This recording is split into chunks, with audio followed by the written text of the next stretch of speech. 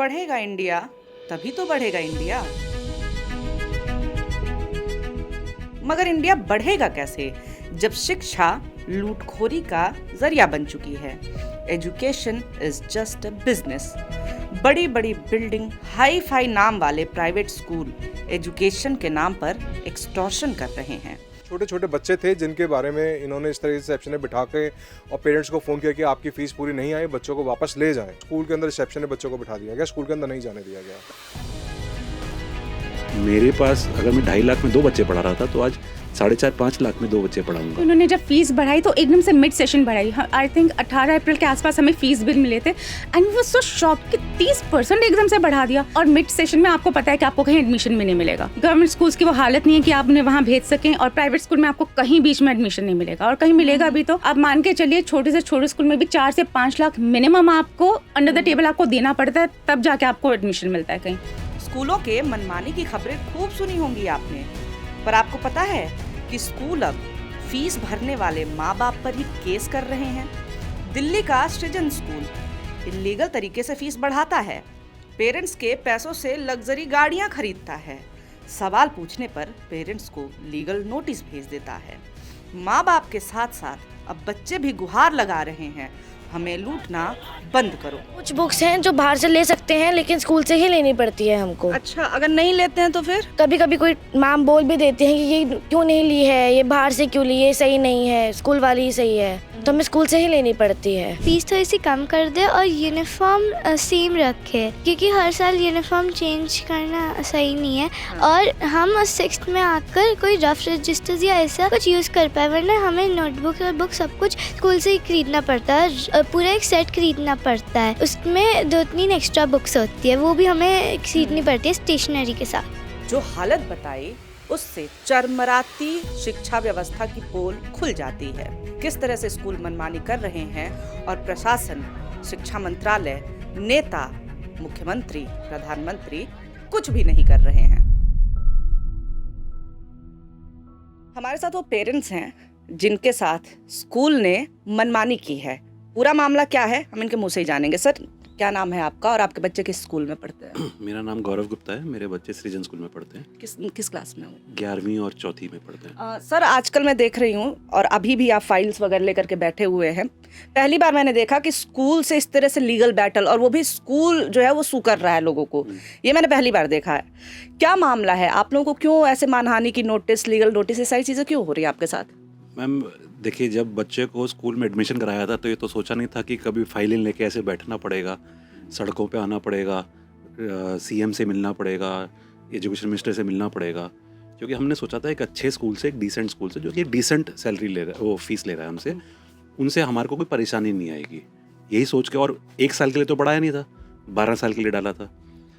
तो कुछ साल तक तो ठीक चला, लेकिन पिछले 2-3 साल से, खास करके पिछले साल से एकदम से एक हाई कोर्ट के ऑर्डर आने के बाद हमारे स्कूल ने फीस को 30% और बाद में 15% और ऐड कर लिए, तो 30 पे 15 जोड़ेंगे तो 50%।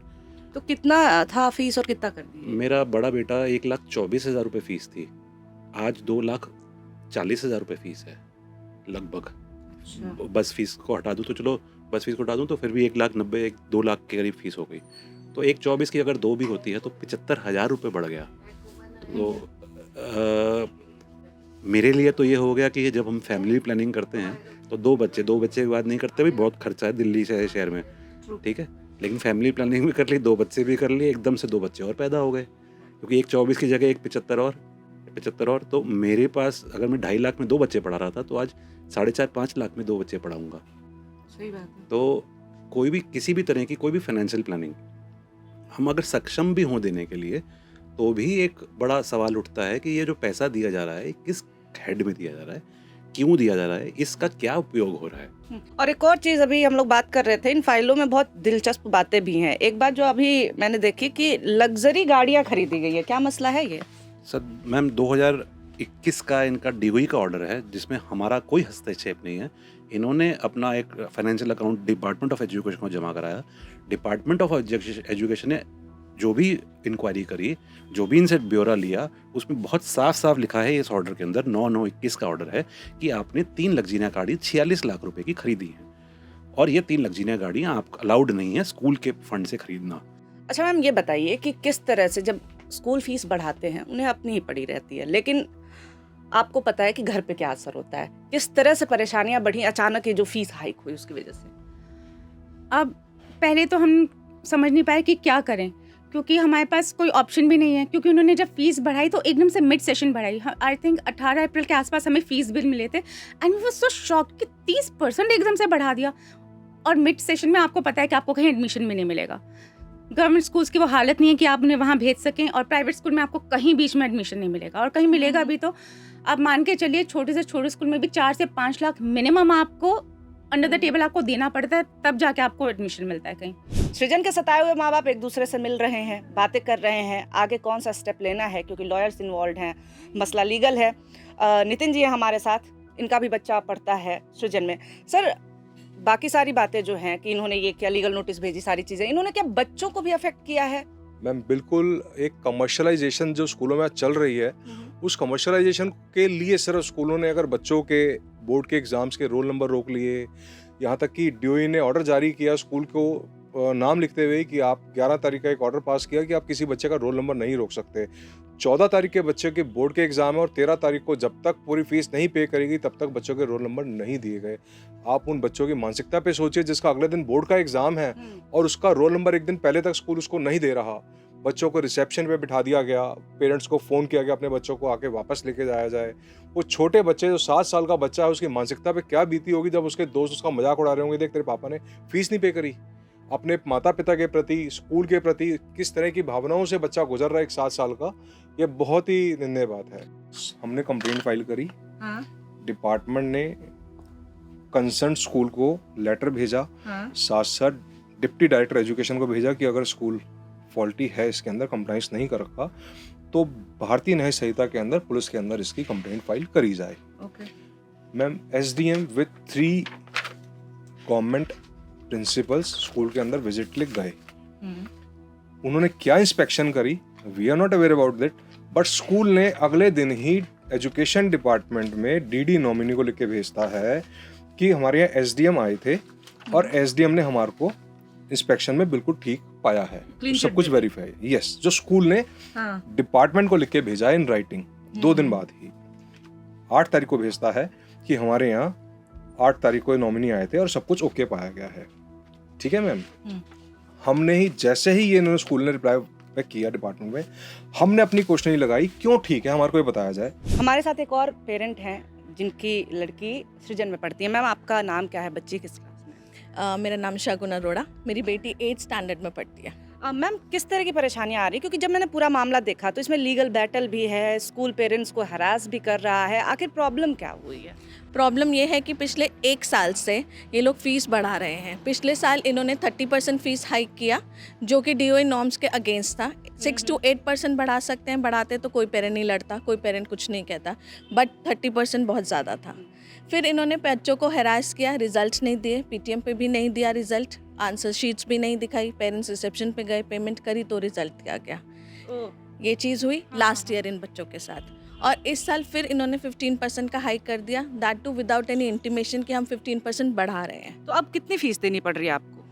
अब ये लगभग 2,50,000 अराउंड पहुंच गई है। बाबू, ये बताओ, आप देख ही रहे हो कि फीस बढ़ रही है, माँ बाप को प्रोटेस्ट करना पड़ रहा है आपको, आप अपने स्कूल से क्या कहना चाहोगे इसके लिए? मैं अपने स्कूल से ये कहना चाहती हूँ, फीस बढ़ाई है लेकिन थोड़ी कम बढ़ाई है। आपको ज़रूरत पड़ रही है, बढ़ाई है, हम मना नहीं कर रहे, लेकिन थोड़ी कम। और अगर आपको आपकी हमारी यूनिफॉर्म बदलनी है तो बदलिए, लेकिन शर्ट तो सेम रख ही सकते हैं। आपको लड़कियों की स्कर्ट हटानी है बड़ी क्लासेस पे तो हटाइए, पैंट्स कर दीजिए, लेकिन शर्ट तो आप कंटिन्यू करवा ही सकते हैं। हर साल चेंज होता है यूनिफॉर्म? हाँ जी। और ये बताओ, आपको बुक्स कॉपीज वगैरह कहाँ से खरीदना होता है? स्कूल से ही मिलती हैं। कुछ बुक्स हैं जो बाहर से ले सकते हैं, लेकिन स्कूल से ही लेनी पड़ती है हमको। अच्छा, अगर नहीं लेते हैं तो फिर? कभी कभी कोई मैम बोल भी देते हैं कि ये क्यों नहीं ली है, ये बाहर से क्यों ली, ये सही नहीं है, स्कूल वाली ही सही है, तो हमें स्कूल से ही लेनी पड़ती है। यानी कि जो भी पेरेंट्स और स्कूल के बीच में हो रहा है उसका तो प्रेशर बच्चों आप लोग को के ऊपर भी पड़ रहा है। हाँ जी। तो देखिए, बच्चे खुद कह रहे हैं कि प्रेशर पड़ रहा है। हमारे साथ एक और पेरेंट हैं, उनसे भी हम बात करेंगे। मैम, जो भी लीगल बैटल चल रहा है, आप लोगों को सड़कों पे आना पड़ रहा है और मुझे लग रहा है ये अपने तरह का पहला केस है जहाँ स्कूल सू कर रहा है पेरेंट्स को। तो आप इसको किस तरह से, आप इस पे क्या कहेंगे? स्कूल जिस तरह से मनमानी कर रहा है और स्कूल का कहना है कि आप लोगों ने मेरा नुकसान करवा दिया है, हम लोग का नुकसान करवा दिया, आपको ही दोष मिल रहा है, क्या कहेंगे उस पर आप? बात वही है, ब्लेम गेम चल रहा है। क्योंकि अब ऑब्वियसली आज मेरे से कोई पूछेगा कि नर्सरी के एडमिशन के लिए सृजन में कराना है कि नहीं, तो मैं हमेशा ही बोलूँगी एकेडमिकली अच्छा है, पर 1 साल से बहुत दिक्कत चल रही है, 30% हाइक हो गई होगी। तो एक पेरेंट जो और स्कूलों में उसके पास ऑप्शंस हैं, कम फीस पे सेम एजुकेशन मिल रही है, तो वो सृजन को क्यों ऑप्ट करेगा? अगर एज अ पेरेंट मैं उसे पब्लिसाइज नहीं कर रही, तो सेम है, अगर तुम फीस नहीं बढ़ाते, हम भी लोगों को माउथ पब्लिसिटी करेंगे कि बहुत अच्छा है। अब ऑब्वियसली वो फीस स्ट्रक्चर देख कर नहीं आ रहे हैं, खुद का ब्लेम आप पेरेंट्स पे डाल रहे हो। यूनिफॉर्म्स चेंज हो रहे हैं, यूनिफॉर्म का क्या सीन है? वो तो मैं सोच रही हूँ यूनिफॉर्म आप हर साल कैसे बदल सकते हैं, कैसे ये लोग करते हैं? नर्सरी नियम क्या की है? अलग यूनिफॉर्म है, हाँ। केजी की अलग है, फर्स्ट से सेकंड की अलग है, थर्ड फोर्थ की अलग है, 5th से 8th की अलग है, फिर 9th से 12th की अलग है। अब आप खुद सोचो एज अ पेरेंट, उसके बाद हमें 6 के बाद से हाउस यूनिफॉर्म लेनी होती है, हाउस के शूज़ अलग लेने होते हैं, एंड जो नोटबुक्स है सृजन में, हमें सृजन की ही नोटबुक्स यूज़ करनी पड़ती है। आज 5th तक तो हम कोई और 5th क्या 6th में भी हमें सारी नोटबुक्स एक बच्चे को सृजन से ही लेनी है, क्योंकि उस पर सृजन का लोगो है, उनकी एक पेंसिल है, कलर्स है स्पेसिफिक कि हिंदी की इस कलर की नोटबुक है, इंग्लिश की इस कलर की है, बाहर से कोई नोटबुक नहीं ले सकते। ये तो मतलब शो ऑफ के ये पैसे निकलवा ले रहे हैं आपसे। एंड ये इनकन्वीनियंस है। अगर एक जना कमलानगर में या कहीं भी एक स्टेशनरी वाला है, तो दूर से एक पेरेंट को स्पेशली एक नोटबुक खरीदने यहाँ आना पड़ता है। स्कूल में इनके पास कोई बुक स्टोर नहीं है कि बच्चा जाके खुद खरीद ले। तो ये इनकन्वीनियंस बहुत है कि अगर मेरे को नोटबुक चाहिए एक्स्ट्रा, तो एक पेरेंट को आके वो एक नोटबुक भी किसी एक स्टेशनरी वाले से खरीदनी पड़ रही है। तो ये हैसल है। हाँ, आप किस क्लास में बाबू? 6th।